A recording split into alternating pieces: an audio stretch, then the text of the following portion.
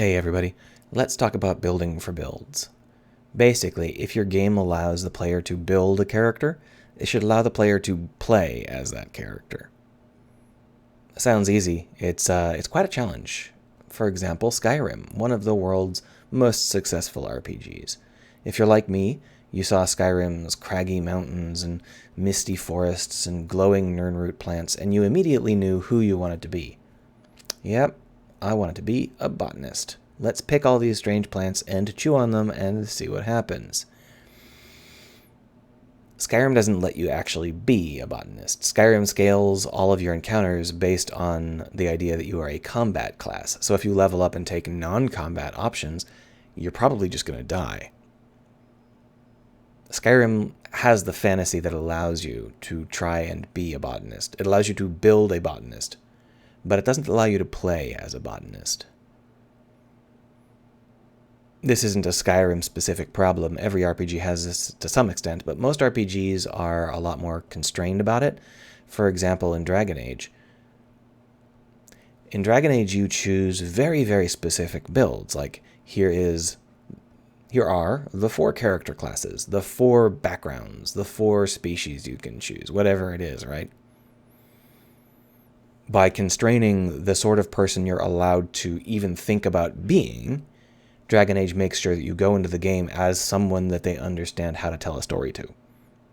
Nobody goes into Dragon Age thinking, I want to be a botanist, because Dragon Age doesn't allow you to even realize that's an option. Now, this lets them write branching storylines, but the problem here is, of course, this is a standard approach. We're not trying to get on Dragon Age specifically. The problem here is that every branch is expensive. So that means that if you've got an elf branch and a dwarf branch and a mage branch and a thief branch and a fighter branch, every single time you branch, you have to pay more money. You have to pay more for more content, for more writing, for more voice acting. It's not feasible. That's why so much of the talk in terms of how to design RPG stories is about how to keep the branching under control. There are like thousands of approaches. You can read all about them, and they're all about branching in a way that makes the player feel like they're expressing themselves, but doesn't require any additional writing or content. I think this is a little bit of a shame because it means that we're not really playing as a person. We're playing as a role. I mean, sure, makes sense, role-playing game, but I really want to play as a person, and I want to be a person in that world, and that's more important to me than the idea of playing as a role. I don't really need to be the savior of the universe. I just want to be someone that I enjoy being. And you can say that's not the sort of game you want to make, but let's talk a little bit about it, because there are some other options, and they're not quite the same. You don't get the same sort of experience out of them, but they're worth discussing. And it's easy to make hybrids, so let's talk about it some. Let's talk about Vampire the Masquerade. This is far from my favorite setting or game world. I don't like the stories, I don't like the setting, I don't like the mechanics. But one thing that Vampire the Masquerade does better than just about any other game world is it lets you be someone specific. When you make a character in Vampire the Masquerade, you're not really making a role. You're making a person. All of the things about the game are written such that they're very evocative of someone in that world. All of your powers are about who they let you be and how they make you feel. They've got stats like humanity, and they have concepts like nature and demeanor, and they've got 13 different bloodlines, but the bloodlines aren't just power packs. They are cultures of vampires. So when you create a character, all of this evocative language leaves you knowing who you are and who you want to be. Even the setting of Vampire the Masquerade isn't about saviors. You're going into this world understanding that the world is big and dangerous and that you're a small part of it. You're living within the world, not above the world. This is a very powerful idea, and it means that a lot of tabletop games featuring Vampire the Masquerade feature very, very interesting day-to-day stories. I don't really want to say it like that because you're not railroaded into a specific kind of story. Let's say that I'm making a character that's stealthy. I'm stealthy McVampire Fangs. And that means that one of my core powers is Obfuscate, which is just vampire invisibility. I can take it at any tier I want, from 1 to 5, or even a 0. The level I take it at obviously limits how many points I can spend on other things, but it also tells the GM the kind of scenarios I plan to be involved with. If I take Obfuscate 2, that means that I'm probably not going to be, invading a vampire den with Obfuscate 2. I'm going to be using it mostly against humans as kind of an easy tool. I might be able to escape with it if things get nasty. But if I were to take Obfuscate 5, then that means I'm telling the GM that I want to be like in the middle of a vampire den or a werewolf den, and there's like werewolves snarling everywhere, and I'm just walking along like, how you doing? You can't see me because I have Obfuscate 5. It's a very different sort of feel. The situations are different. The power levels are different. Now, the person that takes Obfuscate 2 isn't necessarily weaker. They might have, 5 points of celerity or something. They might be able to kick all of the ass in actual combat. And then if they walk into this encounter, they'll be like, well, Pam, I'm going to kick this werewolf's butt. And then, that's their fantasy. They're using their Obfuscate to support who they are in this term. The Obfuscate isn't the cornerstone of their character. It's part of how they interact in certain sort of situations. This is what a character build is to me. All of the stats and all the skills and all the equipment isn't there to min-max. I'm not there to try and be the best obfuscator I can be. I'm there to be someone specific, and I'm there to live their life and have their adventures. And then a role-playing game, that's pretty easy because the GM can create those adventures as they need to. If I've got Obfuscate 2, the GM can make sure that I get plenty of options to use Obfuscate 2. I get plenty of options to mourn the fact that I didn't get Obfuscate 3, but not so much that I would have to actually go buy it. This is the sort of thing that works very well in a tabletop game, but it doesn't work so well in a computer game. So this is something that you see a lot in older games, including things like Vampire the Masquerade, Bloodlines. You'll build yourself a character, and you'll take like Obfuscate 3 because that's a good balanced number and you want to do some other stuff, right? And so then you run into a challenge. What's your Obfuscate challenge here? Obfuscate 4 challenge? It could be succeeded or be failed. Well, I have Obfuscate 3, so I failed it, and that means that I wasted all of my points trying to buy Obfuscate 3. I should have bought Obfuscate 4 instead. That's a huge waste. I'm not playing the game very well. And then there's an Obfuscate 1 challenge, and I'm like, well, I paid way more than I needed to. I got lots of extra Obfuscate that I'm not going to use. What a waste. Because the challenges aren't built specifically for the character I'm playing, I don't fit them. And that means that I'm also not being the character that I tried to be. This isn't a person having their own adventure. This is a person trying to get through a generic adventure for everybody. That's really a core problem, a core limitation of the game, any sort of computer game. It's just the fact that they build a specific adventure, and who you are allowed to be within that adventure is limited because the budget is limited, right? And if they make the mistake of not setting up the adventure quite right, you get Bloodlines, where the first 2/3 of the game are fun if you're a social character, and then you cannot win. You literally can't beat the game, because the last part of the game is entirely combat. Of course, a combat character is no fun in the first 2/3 of the game, so it's like annoying. I mean, that's just budget stuff. It's not like they went out of their way to try and do that. It's just how it worked out due to their limitations.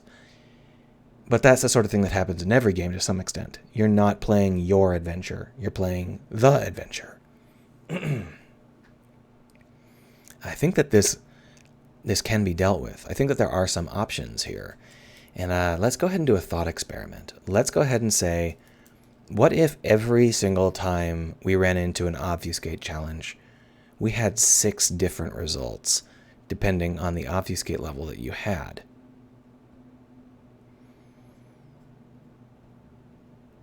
obviously super expensive, but just indulge me for a second. Let's say that if you do this one, O1, we already know exactly how strong your Obfuscate is. It's level 1, because otherwise you would have done the O2. So we can write this knowing full well that the person who gets this result has Obfuscate 1, which means that they're just starting out.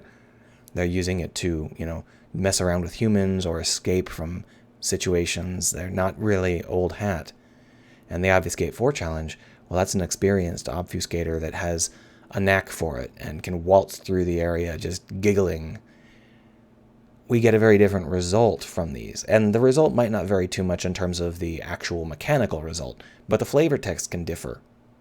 We get the difference between someone who's desperately struggling to get through this and someone who's waltzing through while laughing. That's a lot of good flavor there, and it really helps to tell the story. If I have an Obfuscate 4 character, I want the game to acknowledge the fact that I am just blasting through this challenge that is way beneath me. And if I have an Obfuscate 1, I want to be able to get through this difficult challenge knowing that I'm going to have to spend some extra resources or rely on celerity or something like that because I don't have enough Obfuscate to really push this situation. Of course, the problem here is writing this. Now, obviously, you could sit down and write every challenge with 6 results or whatever. But that's not the recommended approach because you have a limited amount of money, and it would be a shame if you ran out. So let's come up with a slightly different solution. What if we know there's an Obfuscate challenge coming up? What if we, the players, realize that there is an Obfuscate challenge coming down the line? And we know that it's an Obfuscate 3 challenge. We are allowed to choose, after we see what's coming, how we want to approach this. If we have Obfuscate 1, we know we're going to have to drag this challenge to easier levels. If we wanted to get past it with Obfuscate, we're going to need to bring it down 2 levels. If we've got Obfuscate 4, we can bring it up a level. We can be like, oh, we can take this out really quite easily, so let's make the challenge more difficult. And by more difficult, you can adjust the challenge difficulty by playing tactical cards. Like, oh, well, this tactical card here, this is us calling for 85 pizzas to be delivered, and this is us using a distraction by lighting a house on fire or something. Or down here, this can be like, okay, well, we're going to actually extend our plan to raid the server room, and that's got some additional requirements.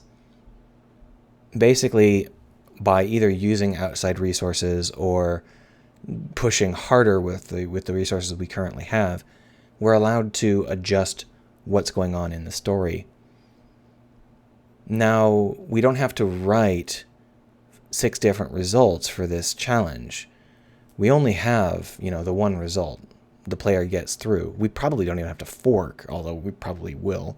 You fail, you just go home. But most of the time it's, you get through, right?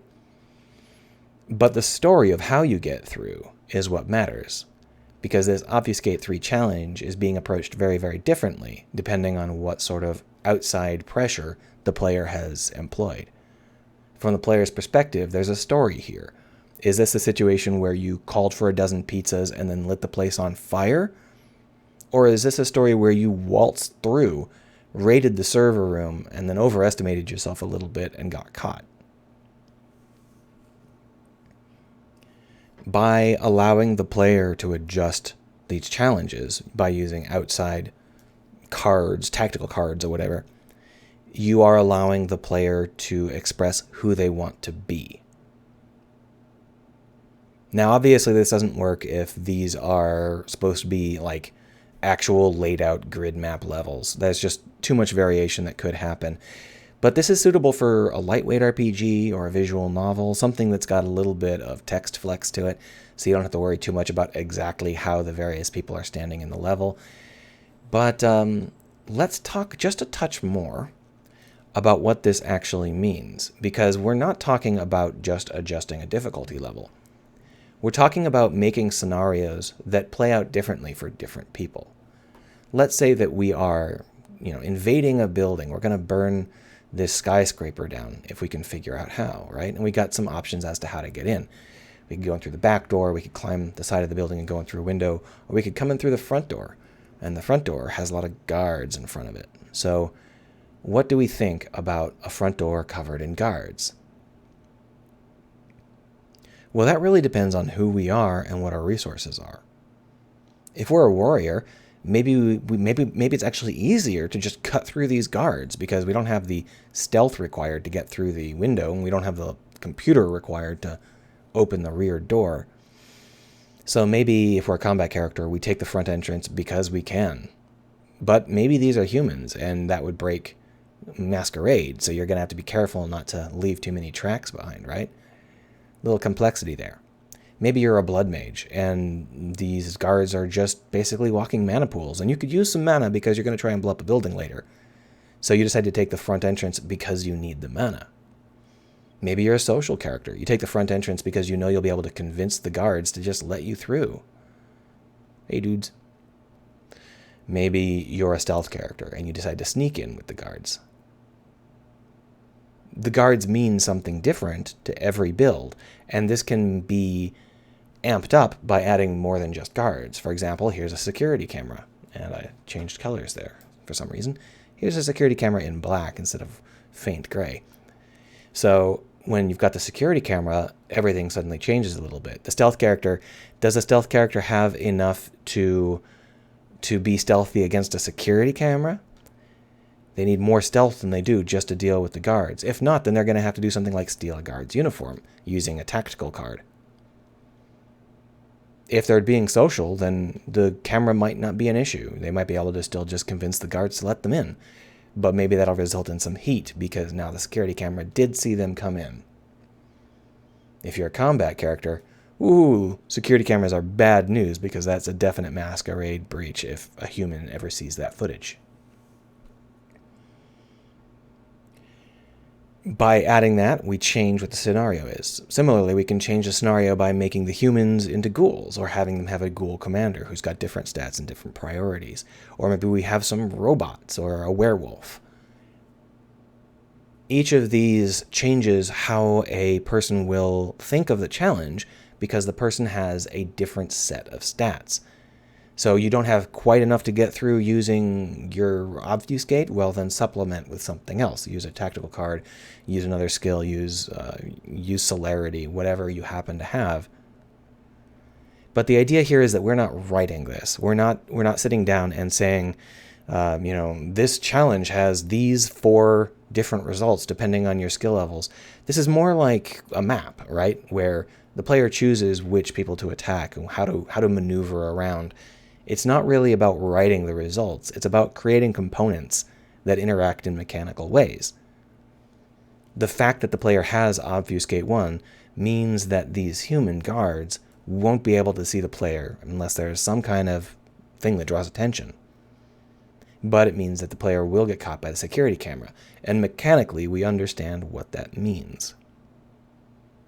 And so mechanically the player is allowed to route around it, whether by using a card that changes the scenario, or by attempting to go in through another entrance, or by just sucking it up and dealing with the fact that they have a run that is producing some extra heat for them.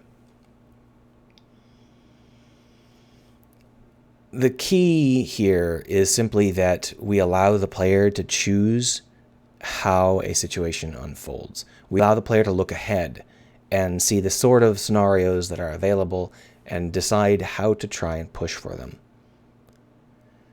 This isn't free. It's not like we get away with it just with a toggle in the back of our screen somewhere. We do have to program all of these concepts into the game. We do have to program the progressions and the way that things relate. But it's no more difficult than creating random maps in the first place. We just give a lot of that control to the player via giving the player like tactical cards or something similar. There's still a lot of balance issues that you need to work out, but the nice thing about this approach is that the balance isn't incredibly critical, since we're not actually struggling as a player. We're letting the character do all of the work. So if the character manages to break through but the edge of their teeth, that is actually exactly as amusing as the character waltzing through no problem, because the character waltzing through no problem is a chance for us to learn how this character feels in this world. This character is just walking through, giggling, like, I'm just the best. This is all just so easy for moi. And, that is just as entertaining to us as if the character had to get through by the skin of their teeth. Especially because we know that we can push it harder in the next encounter, and that character is not going to be waltzing through because we need a new pair of shoes, and therefore we got some tactical cards we got to play, get some more cash out of this bank vault, even if it means things are going to be a little more difficult for our smug little character.